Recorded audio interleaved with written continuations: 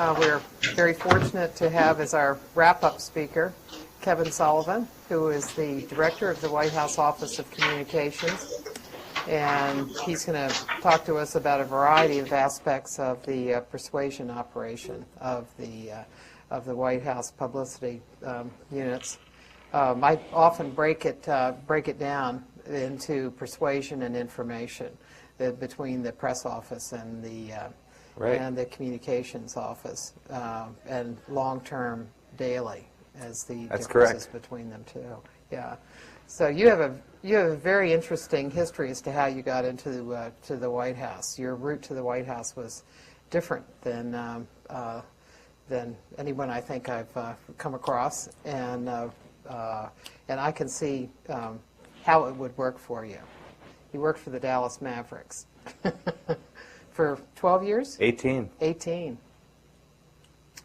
Well, can you tell us how you got into publicity, and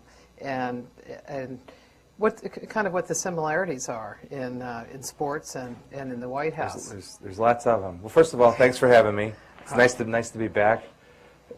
Thanks for coming, you guys. Hello, Towson. So I'm like the only thing. Am I like the only thing standing between these guys and like summer vacation? Is that kind of the deal? How many more classes do you all have?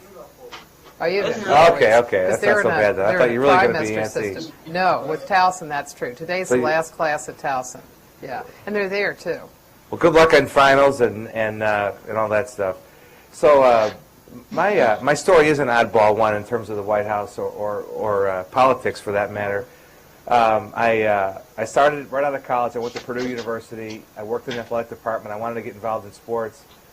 Hustled my way into a job way back in 1980 with the Dallas Mavericks. I was 21 years old. I always tell people on my first day on the job, I worked until 11 o'clock at night. I didn't want to leave. They were going to have to bodily remove me every day from the office because it was like a dream come true. And I really had sort of, at the age of 21, there I was kind of doing what I always dreamed about doing. But interestingly, people end up in sports communications because they love sports more than they love communications, I think. It's just sort of a way in for a lot of people. And I enjoyed the communications stuff. But I was there a long time. I went to NBC Sports after 18 years with the Mavericks. I was in New York for 5+ years, the last 6 months of which I was on the corporate side with NBC Universal. The merger had happened between NBC and Universal. The company doubled in size, and I took advantage of that opportunity to broaden my career by going onto the corporate side. But interestingly, sports communications is a corporate. Even when I was with the Mavericks, it was all about selling tickets and doing what you could to support the efforts of the business enterprise. So, but the way I ended up in the administration was the total fluke. It was kind of a mutual friend that I had in common with Secretary Margaret Spellings from my Dallas days put us together, and I had never heard of her. I didn't know anything about any of this, and but she wanted to go outside of government to find somebody, the head of communications at the Department of Education, for a lot of reasons that I won't bore you with. But she was intrigued by hiring somebody that was a little non-traditional, and I had almost no interest. I was 6 months into this new job on the corporate side, 3 months actually, but when she first contacted me. It was going great. I was getting to do new things. I was learning a lot. I had just attended the premiere of the movie The Interpreter. Nicole Kidman and Sean Penn, Robert De Niro were all there, sitting right in front of us. I told my wife, this is the big time. And next thing I knew, we were moving to Washington to go to work at the U.S. Department of Education, of all places. As you can imagine, the people at NBC didn't know what I was thinking. Couldn't imagine why I would do that. And but in meeting with Secretary Spellings, her pitch to me was as follows. She looked at me, we met for lunch, she looked at me across the table and said, I don't know what you'll do after NBC, but this will be the most important thing you've done so far. I'm putting a team together, it's going to be fun, you're going to love the president, it'll be good for your family, you'll always be in the room, I won't make a move without you, what do you say? I need the help. And the thing about doing something important and meaningful really did appeal to me. After working in television for 5.5 years, it was great. It was not important. And, it was really more about money for NBC and publicity for the executives and that sort of thing. And so that appeal did resonate with me, and I kind of jumped off the cliff. My wife was all for it. We have 4 kids. So it was a big undertaking, not a decision obviously to make lightly. And I was here about 2 weeks. This is 3 weeks ago, 3 years ago, I should say. It was like 3 years ago last week is what I was trying to say. But you lose track of time in you the do. White Time House. flies. That's because you never get out. I don't. And so after I was there a couple of weeks, I knew it was the right thing to do, and it was a great career challenge. I had 140 people I was responsible for in communications and outreach at the department. So from a management leadership standpoint, it was a big challenge, and it was fun. And after being there about 13 months, the White House called, and I've been there. July will be 2 years. So it is a little bit of an oddball deal, but the skills are the same. They are transferable from one field to another. It takes a little bit of time to learn the substance, but most people in communications, I think, are naturally curious, and I certainly am, and I worked hard to pick it up as quickly as I could. A lot of similarities between sports and the White House. When you work for a team, the Mavericks, we had some good years and some really bad years, and through thick and thin, sports and politics, you've got fans who jump on and off the bandwagon. They vote at the box office, just like you would at the ballot box in politics. There's a what have you done for me lately kind of mentality. But I think the number one similarity is that, just like with a candidate, or in our case, the president, at a team, you really do have to believe in the cause. You pull for the team through thick and thin. There's an emotional roller coaster of up and downs, with life with a pro team. And also you're part of something that the community is really invested in and really cares about. It feels passionately about good and bad. When I was at the Mavericks, our best player, kind of toward the end, was Jason Kidd. We traded him. People went nuts. Same kind of thing when you make a decision about a policy or something in government. People feel strongly about it. So a lot of similarities. What do you do when you know that the trade is going to take place? Just turn off your BlackBerry for a while? You have to plan. You have to. What are we going to say about this? How are we going to explain it? People would say to me, "Well, what do you think of that trade?" Well, my opinion is not what matters at that moment. There's a time and a place for my opinion, my personal view, but at that moment, I'm speaking on behalf of the ownership and the management of the team, and I have to explain why we traded Jamal Mashburn, for Mike or Jimmy Jackson or Jason Kidd, whatever the deal was there. We made a bunch of them in a hurry when Don Nelson came in as the new GM of the team. He got rid of everybody. And some of the deals, there was no good explanation for them. They were done for reasons, just get these guys out of here kind of reasons. And so that was a challenge. And again, it kind of reinforces that it's the same kind of thing that we do now at the White House, where you plan, how are we going to manage this announcement, how are we going to roll out this new policy, whatever it is, and you pull together all the different components of it and make it work. Sometimes better than others. What are some of the challenges, just like, say, explaining some of the trades? What are some of the challenges? I wouldn't say that they were exactly similar, but right. Things that also, took some doing to work on, that you had kind of a hostile, let's say a hostile audience, or you knew that it was going to be difficult. And what do you do in that kind of instance? Immigration, comprehensive immigration reform comes to mind. The president, around a year ago, around this time, it was hot and heavy, and we knew that for conservatives, especially, this was an unpopular policy. The president knew that it was a risky thing to take on from that standpoint, but he really believes in it and had the political will to do it, even if the Congress ultimately didn't. So that was one that took a careful. We had multiple audiences. In fact, on some days we were getting hit from both the left and the right, and we actually had a strategy to deal with both kinds of attacks. We engaged in blogs for the first time at the White House in the name of the White House, and we just had to be a little bit more creative with how we talked about it, knowing that it was going to be an uphill battle. And since then, we really now have the headwind of the 2008 campaigns to deal with, where you have to be creative. It has to be newsy. In order to break through, given all the interest in the hot political season right now. So one of the things that you all seem to be doing this year reminds me of what Eisenhower did in his last year, because he had a Democratic Congress to deal with. And so what he did is James Haggerty, who was his press secretary, but he also did communications. I mean, he really had the concept of planning. So he had written him a memo before that last year and suggested that his last year that he traveled the world as a man of peace. And it would be kind of a wrap-up to much of what he was doing. And so I noticed that every month you all are traveling. It seems that you're traveling around the world. Eight foreign trips, I believe it is, this year, Martha. But the one thing I would say is, if you look at each of the trips, they're not really valedictory. You know, I'm going to go take a bow in Africa, for example. The reason the president had a phenomenally successful Africa trip, and we can talk about the communications around that if you like, because there were some interesting things that we did there too, different from other trips. But he wanted to go for a reason, because the president's emergency AIDS relief program, PEPFAR as it's known, is due to be reauthorized. So it was very important for the president and Mrs. Bush to go to Africa, remind the American people, you know, the audience, the message was directed, you know, at the people in America, remind them, look at the lives that we've saved, look at the people that we've helped, you know, through the generosity of the American taxpayers. And as the president talks a lot about, to whom much is given, much is required. And you know, we want to make sure this gets reauthorized. Now the House has passed it. We now need to work with the Senate to get it passed and then fully reauthorized. You know, the trip to Eastern Europe was mostly about the NATO summit, missile defense, meeting with Putin to make sure that the handoff to Medvedev was handled in a certain way. You know, kind of wrap up with Putin and the outstanding issues that were there. And work on missile defense. So it's not like it's just sort of a sightseeing tour to take a bow from a legacy standpoint.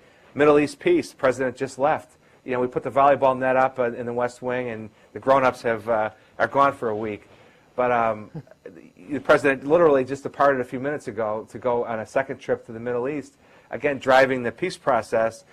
You know, not to go, you know, take a bow for having gotten it started, but to try to finish it off. So there's real substance in these foreign trips as well. Yeah. Well, in Eisenhower's, he had some too. He was to be meeting with, one of the things he was doing was meeting with Khrushchev, although the U-2 incident occurred, and that meeting did not take place.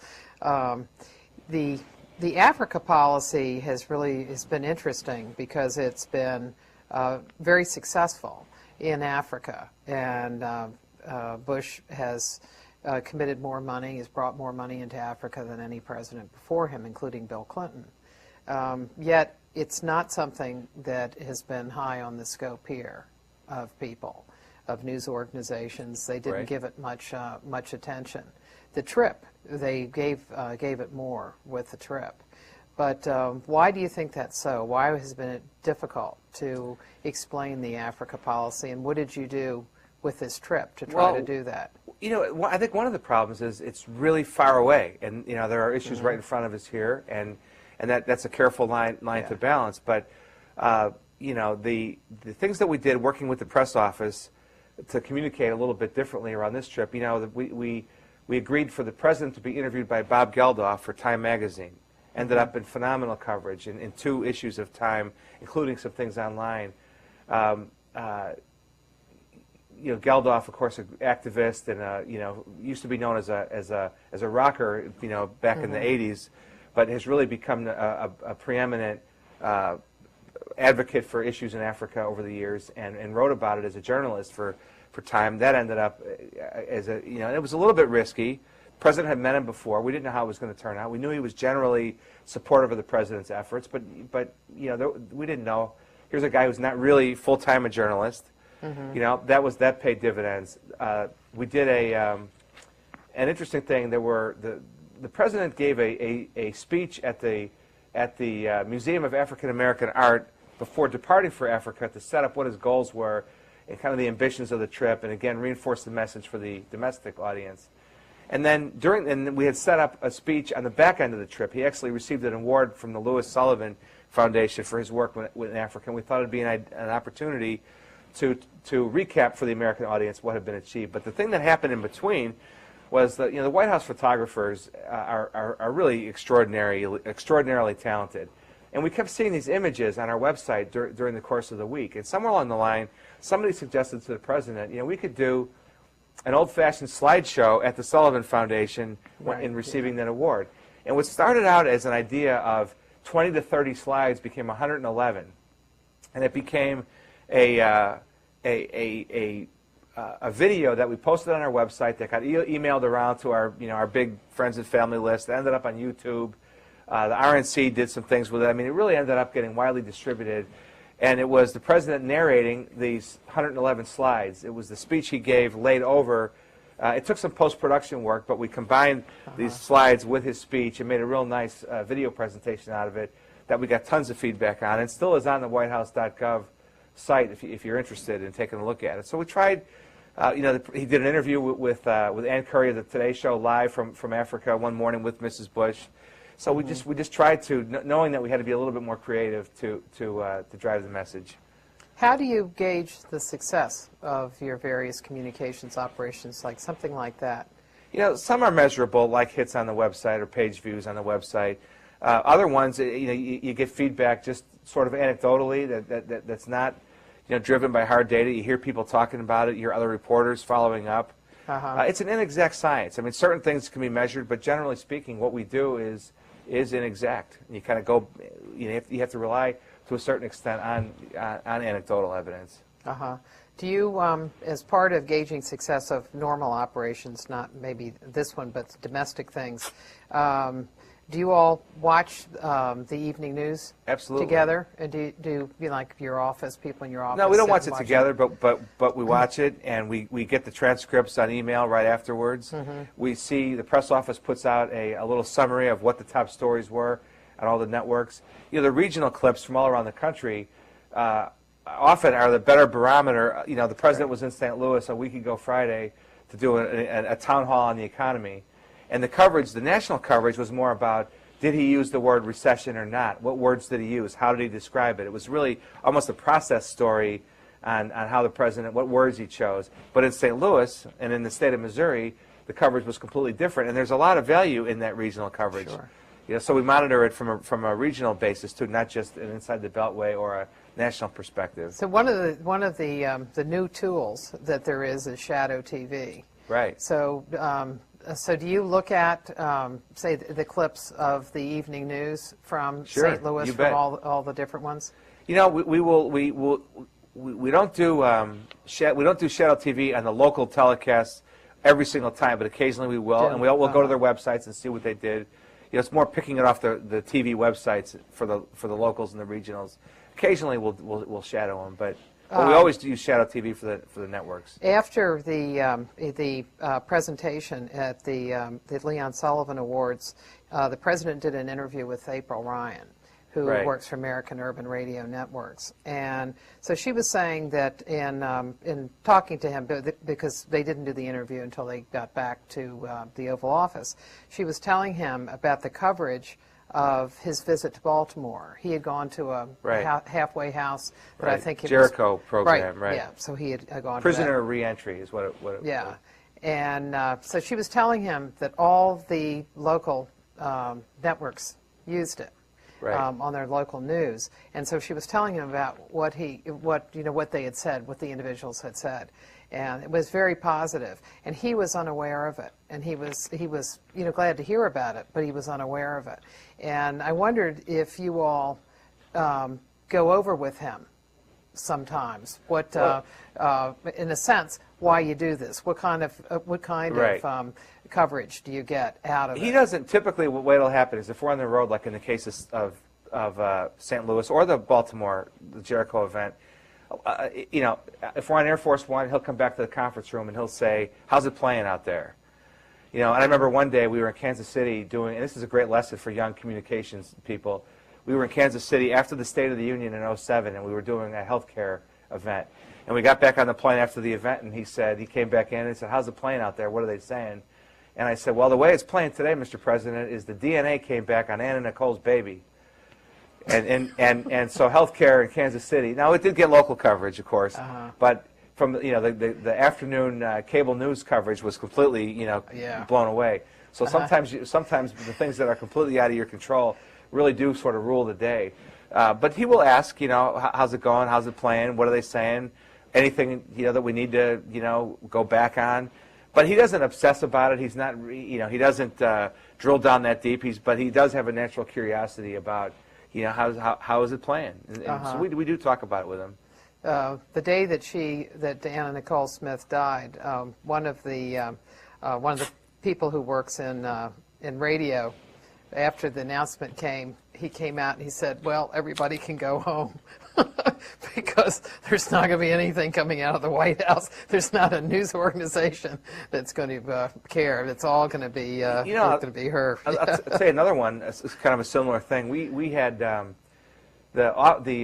drug czar. It's the Office of National Drug Control Policy. A guy named John Walters, and they do some great work. And they have, every year they have an ad campaign, and it had been several years. And the ad campaign has been very successful, and they've documented the drop in teen drug use and other categories that they've targeted with their ad campaign.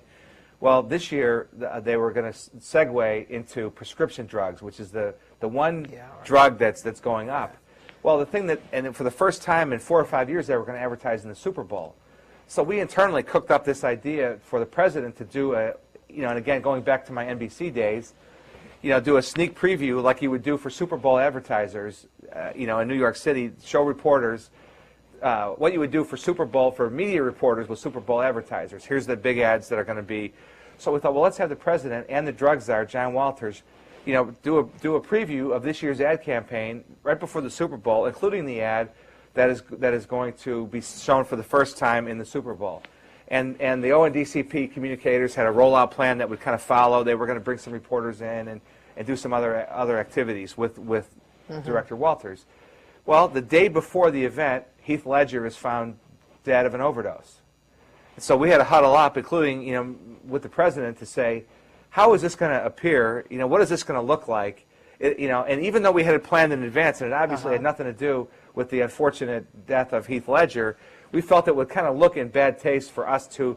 It would look like it was piling on. It would look like we were trying to capitalize, on that tragedy. So we canceled the event. So you just have to be flexible. You've got to be. You always be kind of aware of what's going on in the world to know what kind of impact your announcement might have, on other people. So you really are at the mercy of these sort of outside events. How many kind of operations do you have going on at the same time? That various types of planning that you're doing, and how do you organize it? Do you have like this is what we're going to call long range, medium range, short range? It's really done more by, we always have long-range planning going on, and that's about a 4 to 6 week, window. And it starts out, like right now, the economy is without question the #1 issue. It used to be Iraq. And, when we look at the calendar, we start out with, okay, each week we need to make sure we're talking about the economy at least once, often twice. And talking about the economy can mean anything from a full-blown speech to, a statement when the jobs numbers come out, the unemployment numbers. It can be a roundtable with small business people. It can be a lot of different things, some of which are more demanding on the president's time than others. So, we kind of start with that. What about, Iraq? What else? But now the economy is subdivided by housing, healthcare. There's other components of it that are really top of mind. So we have people assigned to each of these policy buckets, and so, we're planning at the same time. We're planning along lines housing, generally the economy. FISA, which is the terror surveillance law, is about to be back on the front burner or the medium burner with Congress. That will get reactivated as an issue that we're tracking over with a communications plan over the next few weeks, and we'll kind of go from there. Do you have policy? Do you have communications people with policy people? All the time. It's I think it's been one of the strengths of this administration. The way policy gets made, there's a process that starts with the deputies, which means kind of the assistants to the policy heads. Well, in that deputies process, my deputy now Terry Tiber and her staff are included at the deputies level. And then as it goes along and as policy gets developed, there are principals meetings, which means the cabinet members and the assistants to the president for each of the various areas of responsibility, including the different policy areas, are all gathered around a table. Dana Perino is in those meetings. I'm in those meetings. Ed Gillespie, the counselor to the president. We're all in those meetings. So as policy is being cooked, all through the process, communications people are in there, and it's really a must because we can, with our ear to the ground, talking to reporters, knowing kind of how things will play, we can head off, I think, mistakes sometimes, even if mistakes of what could be policy that's a little bit flawed in terms of how it would be publicly received, or in terms of timing. Now is not the right time to roll this out. So we're involved every step of the way, and sometimes can drive policy decisions. How many people, like say in the deputies meetings, what offices are involved, and how many people come together in those deputies meetings? Every office. I mean, there's representation depending on what the policy is, but you would have, the press office, the communications office would be represented, and then, the vice president has a representative in there. Then, if there's any, you'd have the National Economic Council. You would have the domestic policy would be represented. Every kind of area of responsibility would be represented. So would you have political affairs and public liaison? Public liaison would be in everything, because they do the outreach to the various stakeholder groups and everything. And ledge affairs. Political affairs wouldn't be. Ledge affairs isn't everything, because ledge affairs, they work with Congress. There's always going to be an element, of impact to Congress. So they're in all those meetings. Political affairs wouldn't necessarily be.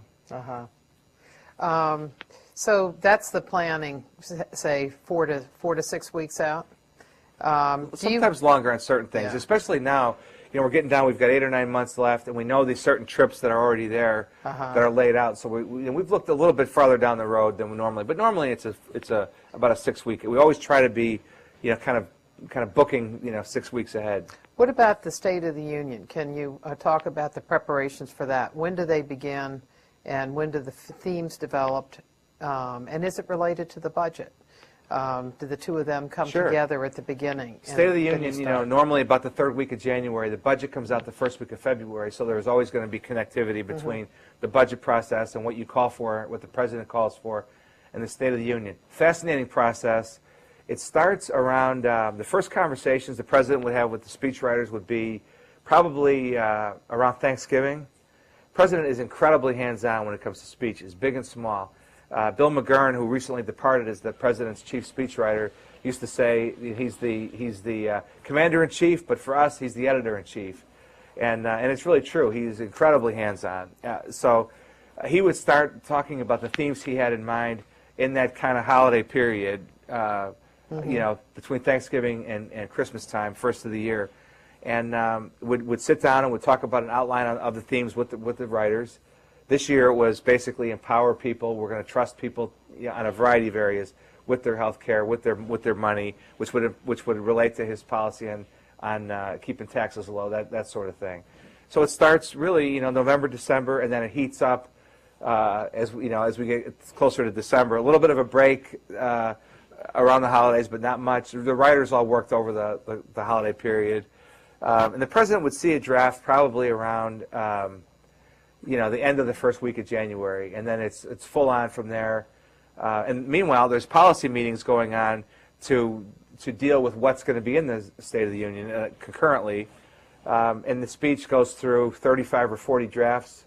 Normal speech might have 10 or 15. And a draft can be a really small change, so that's not necessarily indicative. But and the President rehearses it several times. And there's a process going along with who are Mrs. Bush's guests that night. Now this year, the President chose not to call out the guests in the box. It's sort of become almost a cliched device that's used at the State of the Union, kind of like these people just happen to be here. So this year we didn't do it, just to kind of change it up a little bit. You had guests. We had guests, but we didn't. And the guests were there, and the regional media, all their hometown newspapers were told that they were there and why they were there. And we did, they did some media around it, so there was awareness that they were there. But the President didn't mention them during the course of the speech. There was a reception beforehand. In the White House. In looking at the State of the Union, when do the policy groups come in? Starts really in the fall. I mean, that gets going, early. Now this year was different because we knew we weren't going to be rolling out, a lot of new policy in the final year. But last year, we were on a track with there was new health care policy, there was new energy policy, comprehensive immigration reform was mentioned. So there were 3 or 4 different, policy buckets that were ongoing throughout the fall leading up to the State of the Union. How do you then, after the State of the Union is over, what process do you have for following the items that he mentioned and what their status is during the year?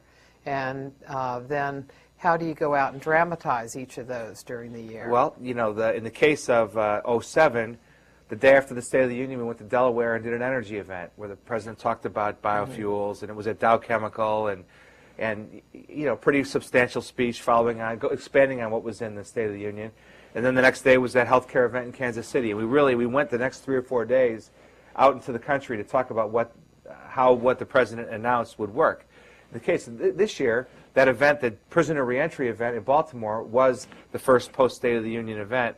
And then the next day we went out on the road and traveled and did some follow-up events with the items that the president laid out. You know, so it's a matter of, and then you're tracking with Congress, and it becomes a matter of alleged affairs to track. And you'll hear the president on housing, for example. I know you want to talk about the rapid response. One of the devices we can use is, you know, the president called for this in '05 or '06 or '07. It still hasn't been done. You know, it's always something you can go back to monitor what kind of traction it's gained or hasn't gained. One of the operations that you all developed in the second term has been the rapid response operation that came out of the campaign. And can you tell us how it works and how you gauge the success of that one? The way the day, you know, the best way to probably lay it out is just to talk about how the day goes at the White House a little bit. Starts at 7:30 a.m. is the senior staff meeting. About 20 people in the Roosevelt Room, and the very first thing, the Chief of Staff, Josh Bolton, runs the meeting. The first person he calls on is Melissa Bennett, who runs the president's schedule. And everybody in the meeting has a card, kind of like this one right here, that has the president's schedule on it. And Melissa will start out by mentioning any changes in the schedule, but she'll call attention to the public events. Here's what the president's doing today. And so right from the very first, the moment that your day begins at 7:30, we're talking about the president's, you know, public activities for that day. After Melissa's little readout, the first person who's called on in the meeting is Dana Perino, our press secretary. And Dana will click through the big stories of the day, because that's what all of us are going to be dealing with. And if you're a policy, you know, if you're the head of the President's Economic Council, and there's a big story about housing on the front page of all the papers, that is showing you, you know, this is something we got to be dealing with. You know, so it's a natural sort of first alert system for everybody. We depart that meeting at 8 o'clock. It almost never lasts longer than a half an hour. Having been in the corporate world, I can tell you a Bush White House, you know, as the first NBA president, is an efficient operation when it comes to starting on time, knowing why you're meeting. The president often begins meetings by saying, "What's the purpose of the meeting? You know, is it because we have a decision to make? Is you know, what is the reason why we're doing this?" So 8 o'clock, the senior staff meeting ends, and we go up to Ed Gillespie's office, and we have a communicators meeting, and it's all hands on deck. It's the media affairs people who report to Jeannie Mamo. It's Dana's crew from the press office. It's Terry Tiber's crew from the communications office. There'll be representation there from Mrs. Bush's office, from the vice president, from the Office of Management and Budget, all the way down the line. Adam Belmar, who runs our production group, will be there. And we go through, you know, what's the plan for today? What's the plan for this week? You know, and again, Dana will repeat for the benefit of those not in senior staff. Here's the news of the day. Here's what we're going to be pushing back on. Here's what didn't go the way we planned it. Here's what worked pretty well. And then we'll talk a little bit long term in that meeting, or you know, but mostly it's what's the plan for today and for this week? What documents do we need? Is there something we need to push back on in terms of rapid response? Is there something coming up like the Middle East trip that we need to do a little better job of setting the table on? You know, so it is an all hands on deck every single day. You know, at 8 o'clock to make sure we're clicking in the right direction and we're all pulling together, and then it kind of goes from there. Are there any representatives from the departments and agencies there? The departments and agencies are handled separately with a conference call. Each of Dana Perino's deputies are assigned agencies that they work with, and they have a call every single day with their respective agencies. So if it's on the economic stuff, we've been in constant communication with the president's economic team. So that pulls in Treasury, Housing and Urban Development, you know, sometimes small business, obviously commerce and labor. they're always talking all the time. And then on the communications front, we do that regularly as well. And we also have a call Mondays and Fridays at 11 o'clock that Scott Stanzel and I do, Scott is one of the deputy press secretaries, with Hill communicators. So we make sure we're knitted up with them. So, you know, it's all designed to kind of work together. How many people from the Hill are in that conference call? That call is with that particular call is with leadership, Republican leadership. Right. Is it principals or staff? Staff. It'd be the press secretaries and the communications directors that are affiliated with Republican leadership on the Hill. And what kinds of information do you give them and get from them? You know, it's helpful for us to know, you know, like on an issue like the terror surveillance bill or the war supplemental, which will be a big budget thing that's about to happen. They know better than us, you know, often, you know, the minute by minute changes. When is it going to be on the floor? You know, what are you hearing about this? You know, are we going to have veto sustaining strength on the farm bill, for example, which is one that's in the wheelhouse right now? You know, so we get information from them, and as well, we're able to tell them, here's what the president's talking about this week. It's a little bit of a read ahead for them of his schedule. One of the things the rapid response operation does, in a way, you could look at it as doing offense and defense. Right. And so if people, like say on the Hill or elsewhere, may be missing something that the president's doing on an individual day, they put in an email, it's in very brief form, kind of the nut. What was it the president said, and what were the supporting information, and what background information there is on if it's a major speech. And if there's if somebody wrote an editorial in the Wall Street Journal and people might not have seen it, that's an indication missed it. Right. And so those are kind of offense. I'll give you a couple examples. The farm bill, which is sort of an inside the beltway deal, until you get to the ag community, and then it really there are tons of stakeholders and constituents for something like this, but it is really one of the most complex pieces of legislation. They do it about every 5 years. Yeah.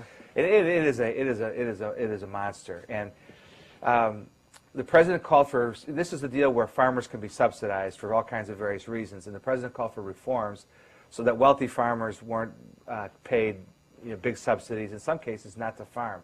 And again, it's enormously complicated. It includes everything from school nutrition programs all the way to energy policy with the biofuel stuff and all that. Well, anyway, it's a tricky thing with our relationship with the Hill, because from a political standpoint, it's tough for the senators and the congressmen to be against this, for those who represent states and districts that are heavy, ag constituents. So we did a document that came out last Thursday, maybe it was, that just kind of laid out in fact sheet form in plain English. We always try to get the jargon out. One of the things with having the policy people involved in the process, it's important for the communicators to have the last look at it, and then they sign off on it one final time. But we got to take out to make sure the language is plain. But we just laid out what it is that we don't like and what the president proposed. So even if you didn't know anything about the Farm Bill, or you didn't have that much interest in agriculture, you could look at this and understand why we took the position that we took. So, but that was a preemptive deal. It was definitely on offense, that we just did this week. Today we put out a document at 3:30, advancing the president's trip, recapping all the interviews that he did this week in advance with Middle Eastern reporters, which obviously won't be widely read here. But it was a way of, once again, in the president's words, here's the goals, here's why we're going, here's what we hope to accomplish. There's a lot of skepticism about the president's ability to get this peace deal done. So we're once again kind of banging away at, here's why we think we can make progress on this trip. So always try to be on offense. And before we talk about defense, I even look at the defense as being on offense, because we don't approach it from a defensive posture, like the New York Times wrote a story about the president, I just happened to bring this, Martha, because I knew that you wanted to talk about this. Yeah. On April 4th, Sheryl Stolberg, who's a fine reporter with the New York Times, wrote a story, and obviously Sheryl doesn't write the headlines, but her White House memo, the headline was, "In economic drama, Bush is largely off stage." Well, the defensive thing would be to just field the calls and be defensive about it and be argumentative, and But it feels good to take action, and so we affirmatively, proactively put out a document that took on the flaws in this piece. You might say it set her hair on fire. I like Cheryl a lot. It's not personal. It was pretty strong. It was a little spicy, but and again, it's not personal. And I don't think Cheryl took it personally, but for example, one of the things that a couple of the big things that were critical, largely off stage, and we were able to demonstrate in writing that the president, since August of 2007, did a public event on housing 28 times. Well, one of the reasons maybe the New York Times thinks that the president's invisible is because they don't cover these events, including one recently that they chose to highlight in this article that was in Freehold, New Jersey, which happens to be in their readership area, so we pointed that out, and a couple other things. But it's a way of just not, rather than just kind of lay back and take it or make a few phone calls, we went public with our dissatisfaction, but fact-based dissatisfaction. It's not, you really have to pick your spots. You can't just, there's an old saying in communications, you're entitled to your own opinion, but not your own facts. So we always try to make these things fact-based, and point out, they took a shot at the president, one of 8 foreign trips he's taking this year. Well, he was at the NATO summit meeting with Putin about missile defense in Eastern Europe, meeting with world leaders from Eastern Europe. Not exactly a frivolous, non-newsy kind of trip. So anyway, we had sent to Congress a bill in April of 2006 calling for modernization of the FHA, so that more families could qualify for FHA loans. April of 2006, still no action. So we were able to point these things out, and now in this particular case, you say, how do you judge the effectiveness of it? It's not like some reporters took note of it, but it wasn't like there was a lot of follow-up on this. But we still made our point so that next time the same kind of cheap shot couldn't be levied. The all-time example, I think, for setting the record straight, getting in the reporting, we talked about this last time I was here, I believe, was when Bob Woodward came out with his book, State of Denial. We got an advance copy of the book.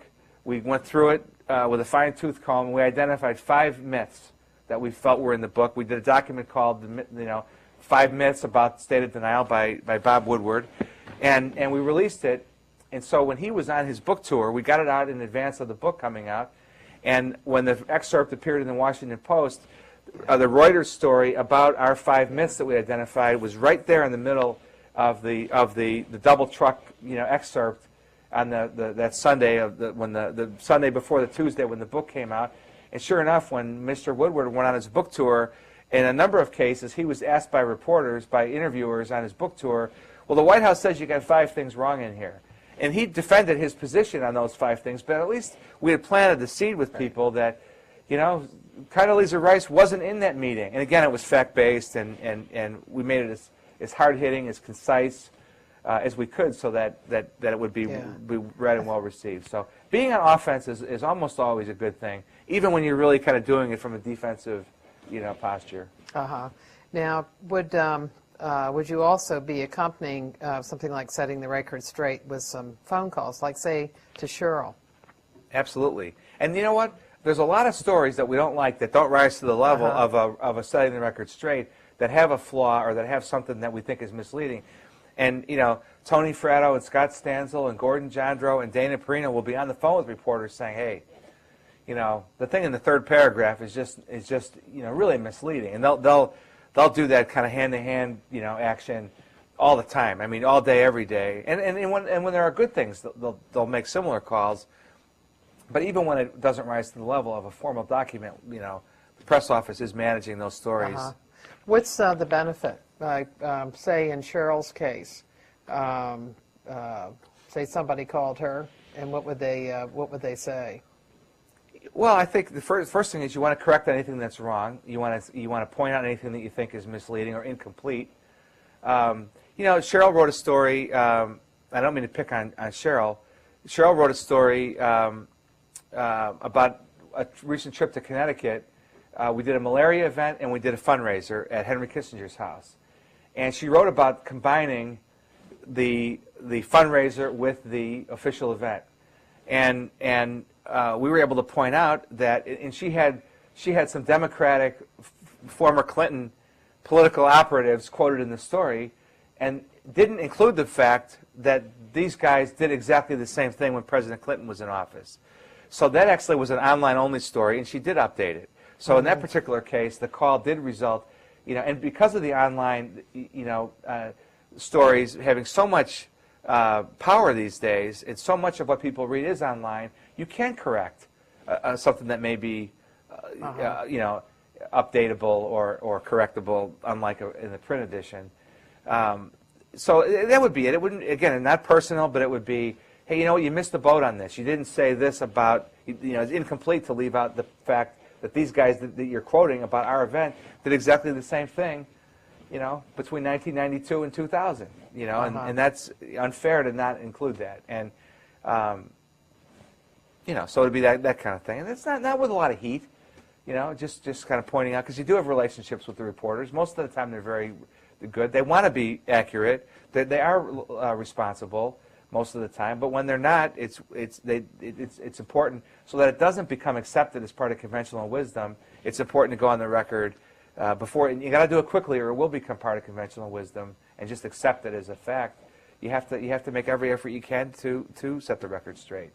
In Cheryl's first article there that we were talking about the invisible. I think invisible was somewhere in that piece. Right, in the headline. In the headline, yeah. And probably in the lead too, but which I think I'm not sure that it was in the lead. I thought that it might have been a case of a headline writer, but it was in the front page above the fold and right in the middle. So I wondered if that was... the headline said off stage. Invisible is in the story, though. In the story, yeah. Remember the word being in. Right. Does the president ever say, that story really made me mad? Because he reads newspapers. And, at one time he was trying to tell people that he didn't read newspapers. He said that to Britt Hume, that's what staff is for. Yeah, he doesn't expend, a lot of time on what's in the newspaper. He reads, like everybody, I think, he reads certain parts of the paper, and other parts not as much. He's interested. He knows what's going on, but it's not something that he's micromanaging or he's really overly concerned with. So he wouldn't say, I was really packed off about this, and because I remember one day he came into the briefing room and somebody asked him a question about, was it been a story that day in the Washington Post about, this must have been in 2002, about the hijackers, who obviously were long dead, but they had filed some applications. And as it turned out, their applications had been granted. And later, like in 2002. And it was somewhere in the bureaucracy. They didn't recognize who these people were. And I think it was for more flight training or something like that. And so the Post had it. And the president said, I saw that story this morning when I was drinking my coffee, and I was so angry. And so you knew, number one, he did read newspapers, and that he did have a strong response to them.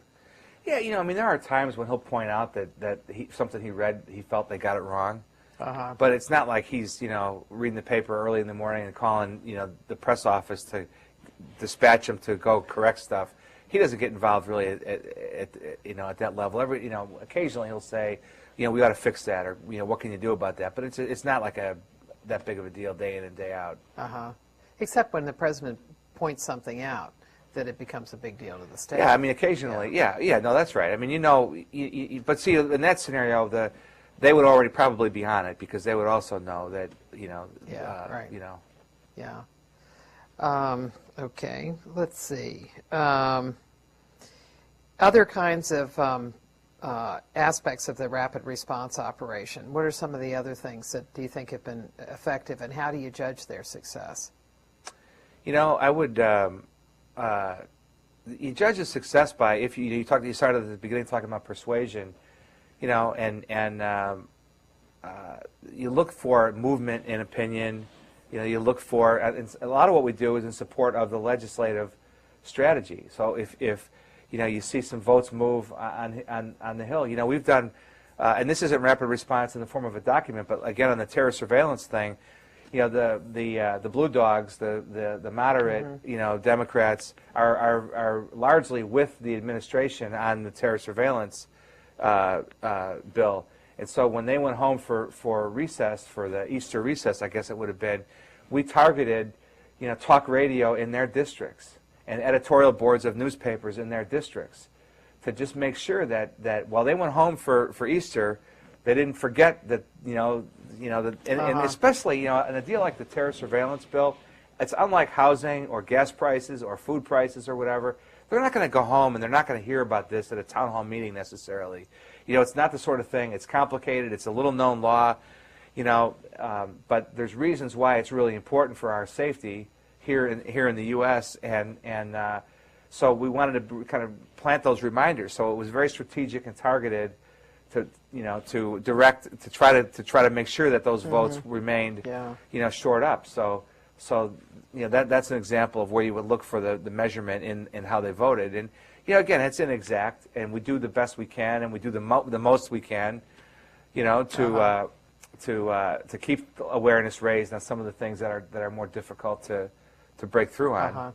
And so your Hill conference calls would be important there in judging success. Right. Because you would see votes move. So it's more than just, are you starting to move the needle on public opinion on something? Yeah, and at this stage of the game, and we don't pay attention to the polls. I mean, that's one thing the president says all the time that really filters all the way down. We're not worried about when a poll comes out saying, oh, we've got to do something to combat that poll. I think right now the polls that you're reading about are reflective more than the president than about Washington in general. It's as much about Congress and kind of the whole lot, of inability to get things done in Washington, which is a frustration of the president's and all of us at the White House. There's, the Congress hasn't gotten a whole lot done,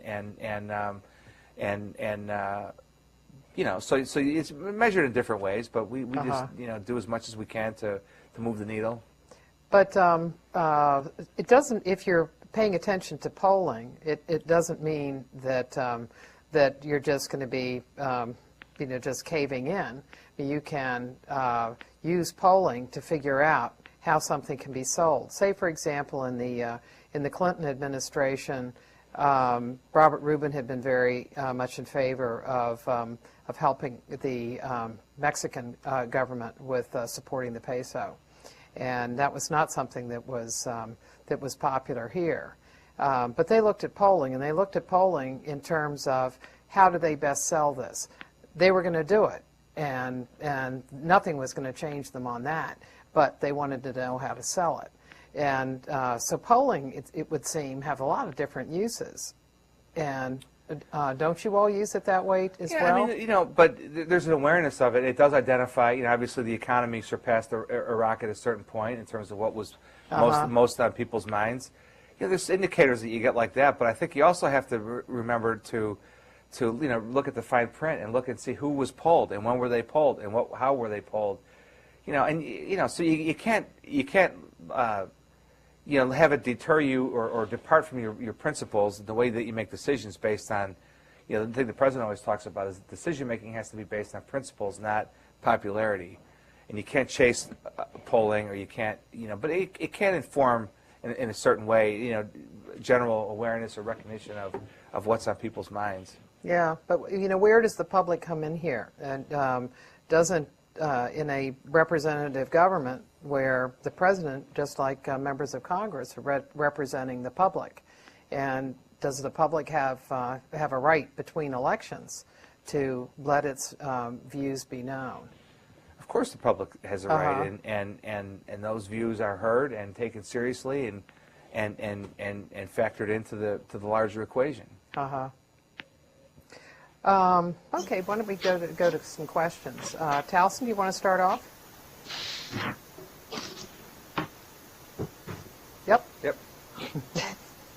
What has been the most difficult policy you've had to work to communicate to the press and the public, and why do you think it was difficult to communicate? I'm sorry, what was the very first part of your question?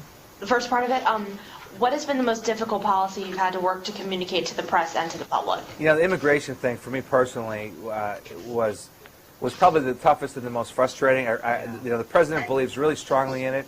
I believe, and I believe with every bone in my body that one day, a lot of the things that the president stands for and that the administration fought for in this comprehensive bill are going to be enacted. And for whatever reason, the political will was not there, including in our own party, to get it done right now. But I think the fact that the president, no Congress, no president will ever again be able to look the other way on this issue. And at some point, the political courage will be there. You know, you saw with the economy this year that the White House and Congress was able to work together to get the stimulus package done really quickly because it was impossible not to. And I think one day we're going to get there in immigration where they're going to have to come together and solve this thing.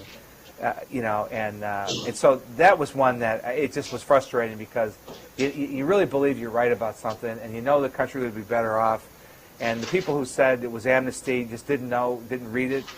You know, I mean, it was border security first. There were lots of reasons why it was good for the country, security-wise, in terms of the economy, everything. And one day, you know, it's going to happen, and a lot of the president's elements will be in there. So I wish we could have gotten it done under our watch, but you know, it was a fascinating thing to try to communicate on. That's immigration and Social Security have been two issues that have been always very, very difficult to deal with. Right. What are some of the different things that you tried? The big thing with immigration was engaging with bloggers, which really was the first time the White House had done that. We didn't only engage with conservatives, but the funny thing about engaging with conservatives on that issue was they were 100% against what we were doing. And there again, we did it fact-based.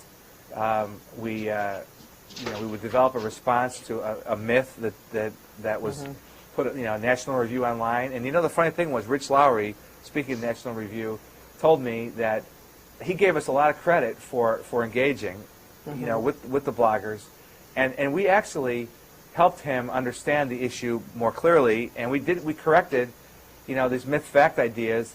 You know, we were able to correct some things. Now, we didn't move his position necessarily on the issue of comprehensive immigration reform, but we did at least prevent him from you know, putting out more bad information. So maybe there were other people who we helped through Rich, through what he wrote and what he said on the Fox News channel. But how did you do it? Was it the same group of emails from Rapid Response? No, we did it through the Office of Strategic Initiatives, but the person there in OSI drew in large part from our documents that we used out of communications, and it was all done kind of with our buy-in, and you know, and I would check off on what we were responding to and what the response was.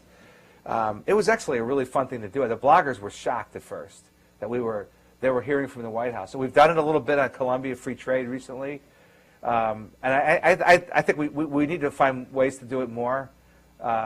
The president did an interview today with Yahoo.com, the first kind of direct-to-internet interview that the president's done, you know, solely for the internet. You know, we've done a lot of things that had an internet component to it. So, you know, we're wide open to try these other things, and I think engaging with the bloggers, if you're not doing it, you're missing out on a big element of communication strategy in 2008. It's here to stay, and they're powerful and important, and they can have an impact, and you ignore bloggers at your own peril as a communicator. How do you decide who to respond to? You know, it's a great question because, you know, the funny thing, because the rules, it is a little sketchy about what the rules are. If it's a guy with a blog in his parents' back bedroom, you know, he doesn't play by any journalistic rules or ethics rules or rules of fairness or responsibility. So you do have to pick your spots a little bit, especially as the White House. And, you know, one of the tricky things with the president doing, you know, kind of engaging in new media is everything the president does really does have to be presidential. You know, so you really do have to, because it's not just, you know, President Bush, it is the office of the president that we're caretakers of. So you do have to pick your spots a little bit. We largely stayed with pretty well-established bloggers, some affiliated with normal media outlets like National Review in that example, but not exclusively. So it was interesting. It's a developing effort on our part, and it'll evolve in the next 9 months or 10 months we have left.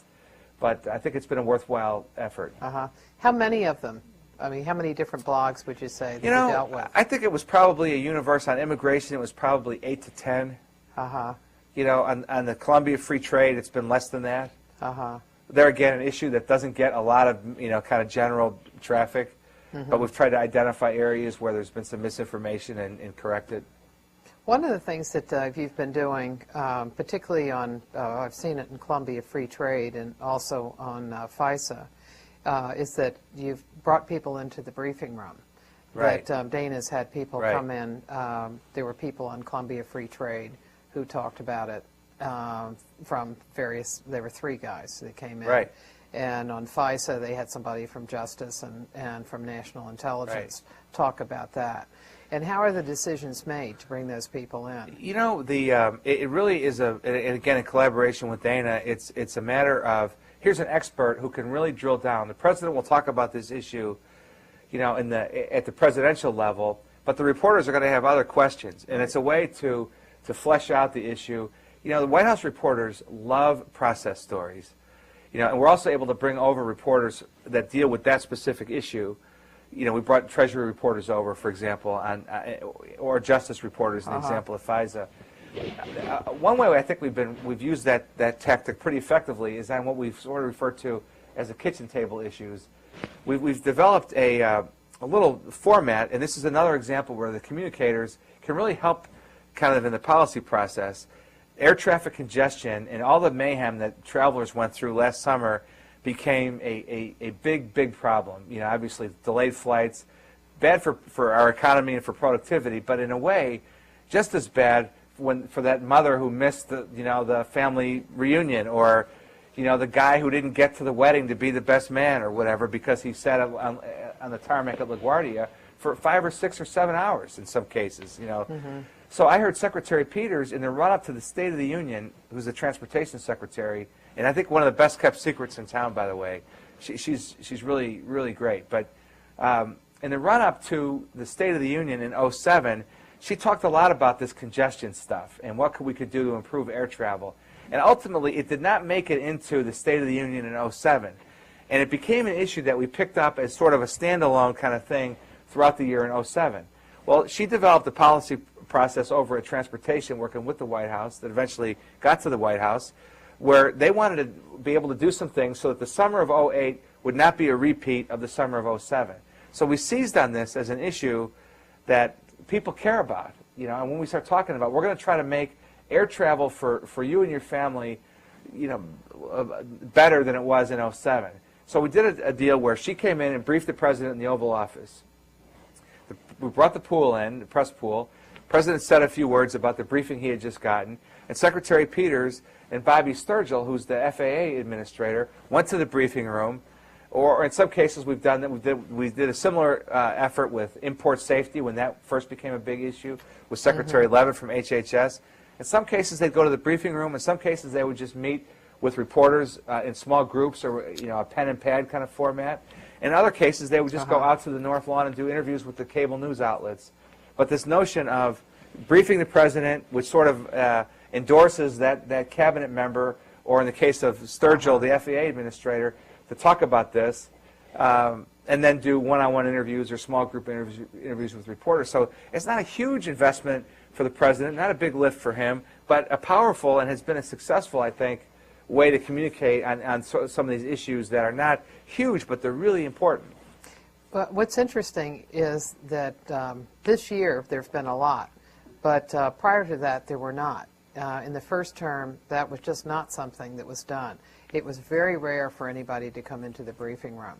And I'd always wondered why, because it was just, it's automatically a good story because reporters are going to write about what happens in the briefing room and about the issues. And they need information, and they want information. So what were the, I don't know, the things that needed to be unplugged before that happened? You know, when I got to the White House in the summer of '06, I found an open mind for all this kind of stuff. You know, that when I went through the interview process, everybody that I met with kept saying, "What new ideas do you have? What do you think we've done wrong? Where do you think we've made mistakes?" Press office, same way. You know, Dana Perino has 1,000 ideas a day. I mean, she's incredibly creative. Sometimes, you know, you're unable to execute all the ideas because of the demands of the urgency of what happens each day for her as press secretary. But Dana was wide open to it. You know, she brought up, why don't we bring these guys in? It was something that we had done a couple of times. I don't remember the first time that it was done, but I know there was an openness to it.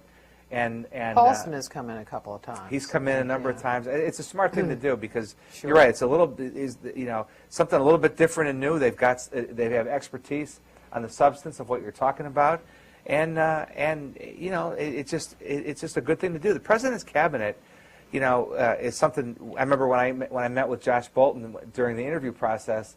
He said, "How do you think we can better use the cabinet?" You know, again, Mary Peters, when the Minnesota bridge collapse happened. She went. I forget if she went a day earlier, went with the president, but was there with the president, and then stayed behind and did a lot of media after the president left Minneapolis. She was phenomenal on the subject, both in terms of the empathy and in terms of the substance of the policy and what can be done. You know, there was a lot of concern about infrastructure across the country. Here you have the Department of the Secretary of Transportation able to talk about it. I think it represents the president very well when we're able to do that. One of the things that's a little harder to calculate, but also is increased, at least with the president, are the off-the-record sessions. Since 2005, he's had he's had a number of off-the-record sessions. And is that true? Like, do you have off-the-record sessions and background sessions with reporters, and what do you find their value is? You can take it for the president and then for yourself as well. President, you know, the value in doing that with the president is so that the reporters get a little more insight into his thinking. You know, and sometimes he's able to just talk a little bit more freely, a little more conversational manner, and just open up a little bit about why he feels that it's not good to go meet one-on-one with Ahmadinejad in Iran, for example, or something like that. And I think it does inform the reporting when they know why the president made a certain kind of decision, and that's the main reason for doing that.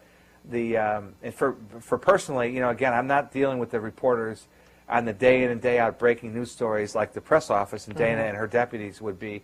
When the reporters reach out to me more often on the strategy, why are we going to Toledo?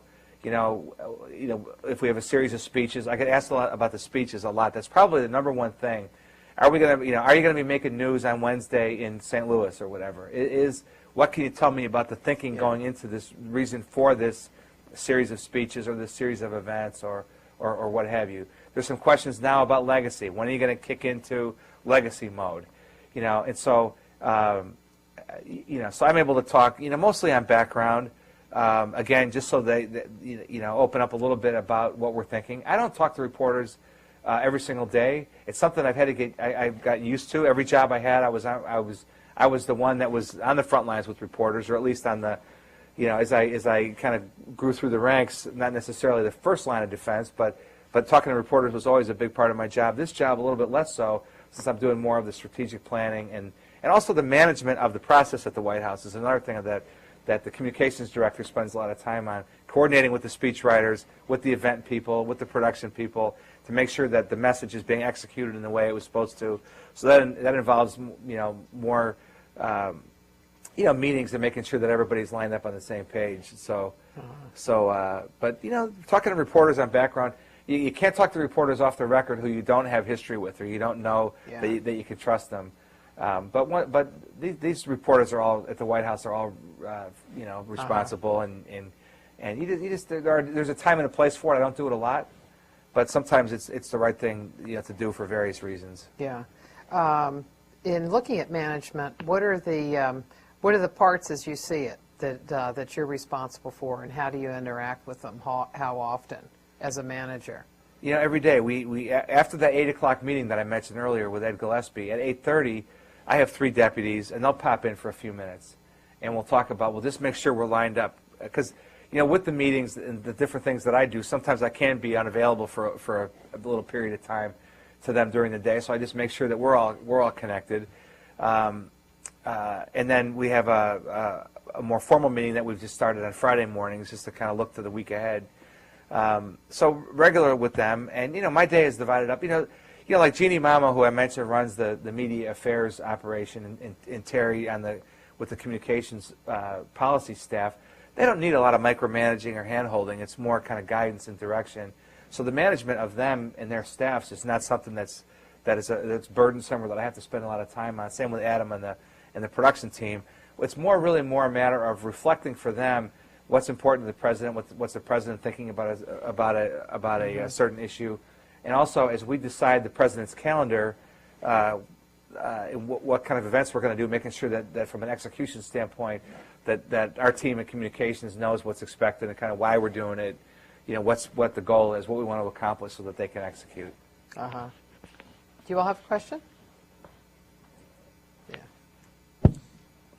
First of all, thank you for being here. You're welcome. My question is about the media, pertaining to the media. I work for a media outlet that covers the Hill and the White House and the Pentagon. And my question is, do you feel, or is there a sense within the White House fighting for coverage because of the presidential election coming up? It's plastered all over the media every day. Do you feel a sense that you have to kind of fight for airtime to get your message or your stories across, fighting against the stories about Obama and Clinton and McCain? A couple things.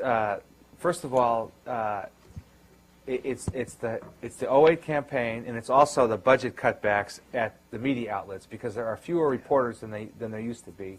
In many cases, there are fewer producers. The Washington bureaus have tightened up, so there are less resources at the media outlets, and obviously 2008 is commanding the public's attention earlier than usual, and in a way that it's exciting from the standpoint of engaging people in the political process. We totally get it, understand it, but I think the lesson to be learned from our standpoint at the White House is, at certain points in a president's term, you have kind of an event in the East Room. You've seen a million of them, Martha. There's not news. The president's talking about, energy with a group of students or something who are being recognized for, some reason. Well, those events that are not newsworthy just don't get covered at all anymore. In part because we're in the 8th year, in part because of the headwinds that we face with the campaign, in part because of the resources, but mostly we have to really be on the lookout we have to be really vigilant in terms of making sure that the events that we put on the president's calendar are a good use of his time because of this point you raised. Those kind of events are not going to get the sort of coverage. Some of them will get regional coverage, but that can be accomplished with a photo op or in other ways. So we're mindful of of the need to be newsy. The president can't talk about Colombia. The Colombia free trade thing is a good example. Speaker Pelosi derailed it by coming up with by changing the rules in midstream, and right now it's not coming to the floor. And we continue to fight to try to keep awareness high. This is an event that every editorial page in the country, agrees with us on, and we think the votes are there to pass it, but for reasons connected to 2008 and the unions, she doesn't want to put it on the floor for a vote right now. But as we continue to fight to raise awareness, the president, we are aware he cannot say the same thing every single time. We've got to look for new angles and new wrinkles, and I think you'll see that coming up. But you're right. I mean, we cannot approach things as business as usual in part because of the calendar, the nature of this election cycle, the resources, all those reasons. We have to approach things differently to break through. Can you tell us how you feel the cuts that are being made in both staff and in resources of news organizations around town? I mean, you can see it. I mean, I can see it in the basement of the press room. I know, right. I feel it. I hear them. I hear people talk about it. How do you all see it? For example, one thing is that not as many people are traveling. Not as many people are traveling. I'll tell you one way we see it is on the regional front, where, I'm trying to pick an example. Take the Kansas City Star. However many reporters they used to have in Washington, now they've got one. let's say. I don't. Let's use this as a Right. hypothetical. Well, when we have an event at the White House that that has a person from Kansas City meeting with the president, that used to be an automatic. They would come to the event, they'd write a profile or a story about the meeting. You know, we would get coverage. Now, when Jeannie Mamo makes that call to that bureau or to that reporter is in West Virginia today, you know, for the primary. Right. Because where there used to be 2 reporters, now there's 1. So you see it there. You see it with the White House correspondence, you know, as well. And I'll tell you another place you see it. When we had the U.S. Attorney's story that went for many, many months, there was a competition on that story between White House reporters, Justice reporters, and Hill reporters to get on the air for the networks. And so, you know, only one of them was going to get on the air with that story. So I know Dana and Tony Fratto, who did a great job managing that story from the White House, had to find ways to work with the White House reporter to in a way that was helpful for them, or else they were never going to get on the air. And we see that, we see that competition too, you know, between the reporters on the at the outlets on the on competing beats for the same story. Do you see the papers themselves change? Like, for example, say the Dayton newspaper. Dayton newspaper has made change. They've cut the size of the paper.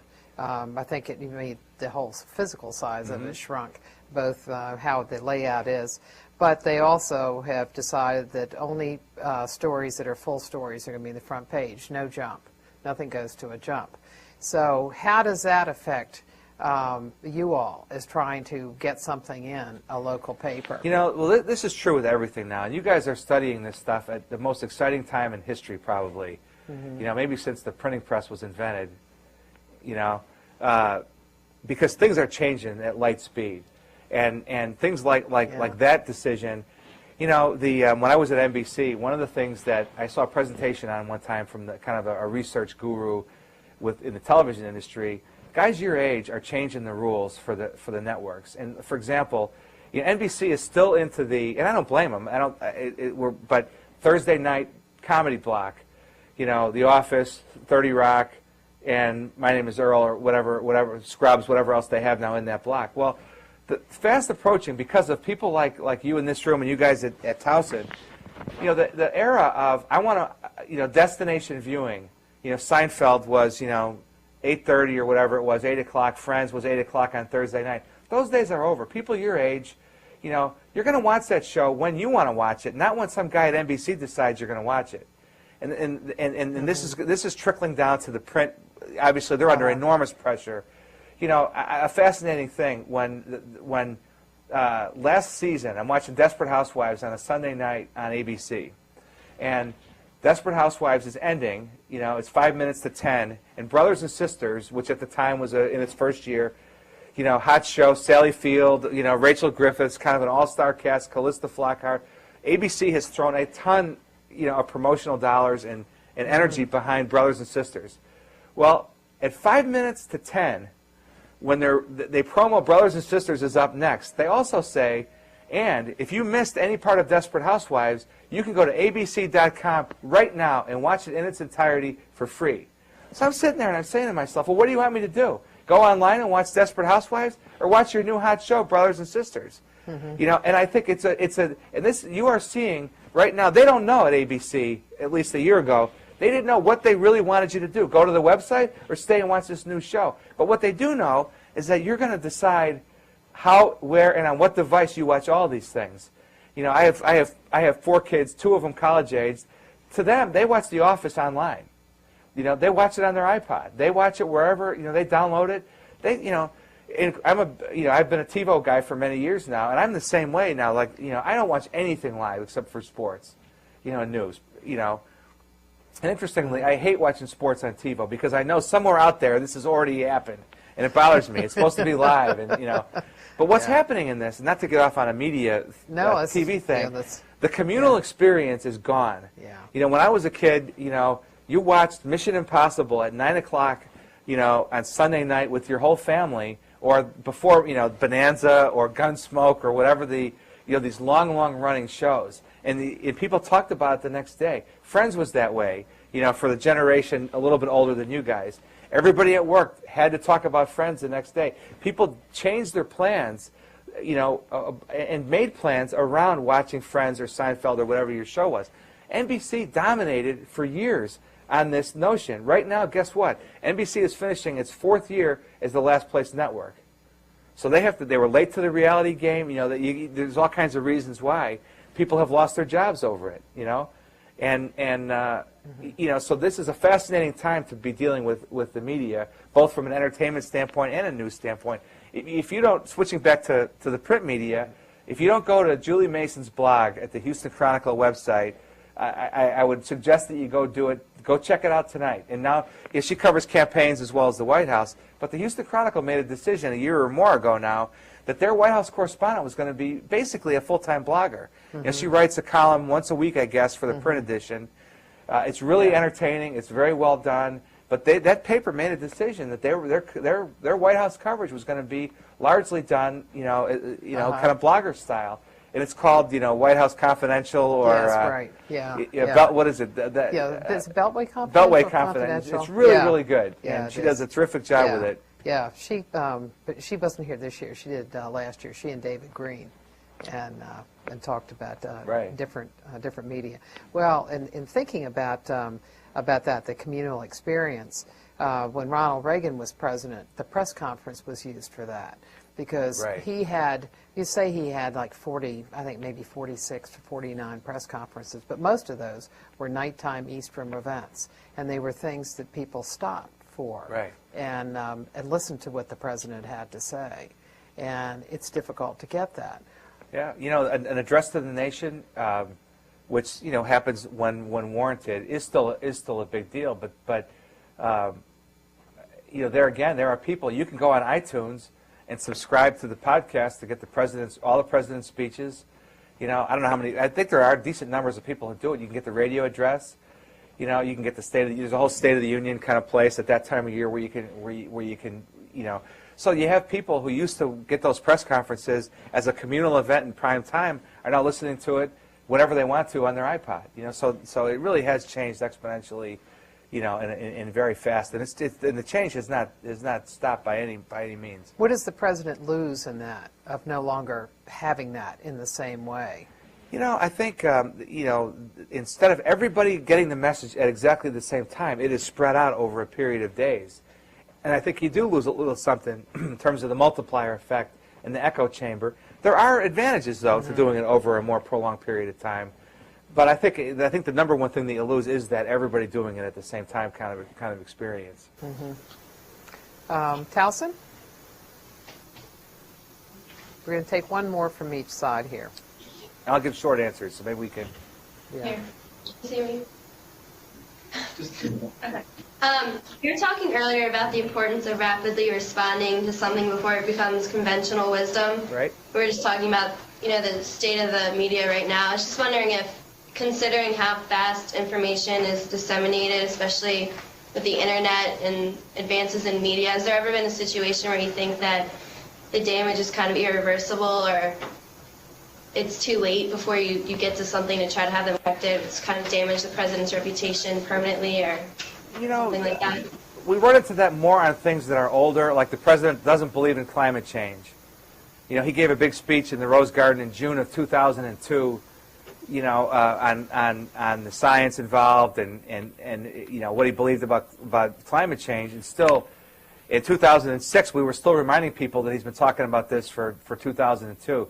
So I think there are certain issues that get assigned to people, that can be difficult to overcome. And I think in our case, climate was an example of that. Do you have a question here? You mentioned talking about the legacy, and eventually the president will get into legacy mode. What will be this president's legacy with, his numbers are as low as they've ever gotten for any president. You have the issues with, the positives with Africa, with AIDS, but then now you're fighting with the supplemental that'll be coming out within the next 2 days on the Hill. So it's a great question. The president's legacy is Iraq, period. There are lots of other things that we can go through. The president knows that his legacy is Iraq. And he also knows that 30, 40, 50 years from now, because he took an unpopular but principled stand to protect us, keep us safe, my kids, grandkids, your kids, grandkids, that those people who study this 30, 40, 50 years from now are going to say, thank God those guys were willing to take this stand. And how could they almost have how could they have missed it if we wouldn't have taken this stand? And I think when you look back across the sweep of history, you have to take the long view. This is a president that is willing to take the long view. He takes it comfortably, and he knows that it was unpopular. Fully understands why it was unpopular, and then the other things of the president's legacy that will be secondary to that. There's some domestic issues. The prescription drug benefit, 90 million seniors or whatever the number is now with prescription drugs. No Child Left Behind, very controversial. The unions don't like it. There's a group of teachers that don't want to be held accountable for teaching all kids. This president was willing to say for the disabled kids and the poor kids and the black kids and the Hispanic kids, somebody's got to be held accountable for making sure that they get taught to read and write on grade level. A bold stance, a bipartisan effort that eventually ran into headwinds, mostly based on politics and partisanship related to union endorsements, which is why probably why that law was not reauthorized in an election year.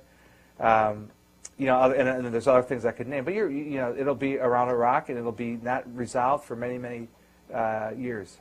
Can we want to try to squeeze in one more from either? Yeah. Okay, Carlson.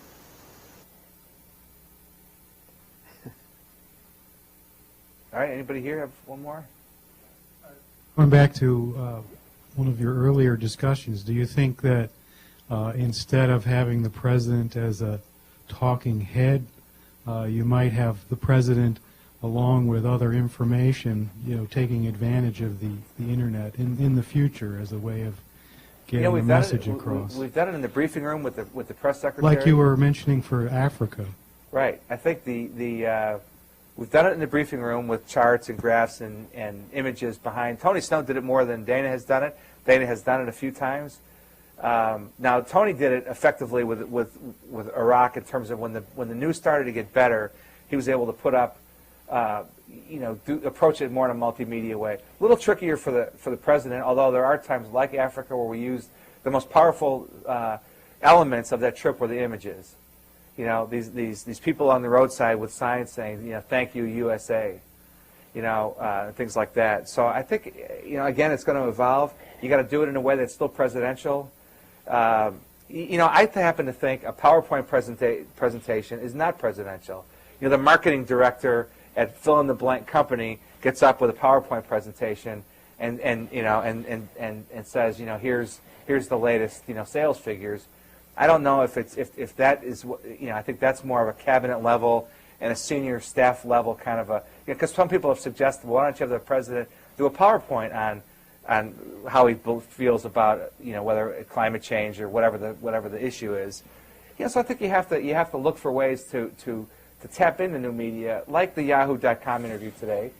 That'll be cut up into 90-second. It already is. It went on at 5 p.m. I haven't seen it yet because I was finishing up some things before coming over here. I think that was a smart thing for us to do, and we'll look to do more of those kind of things. Thank you very much. Thank you. My Appreciate it. pleasure. Thanks for asking me back.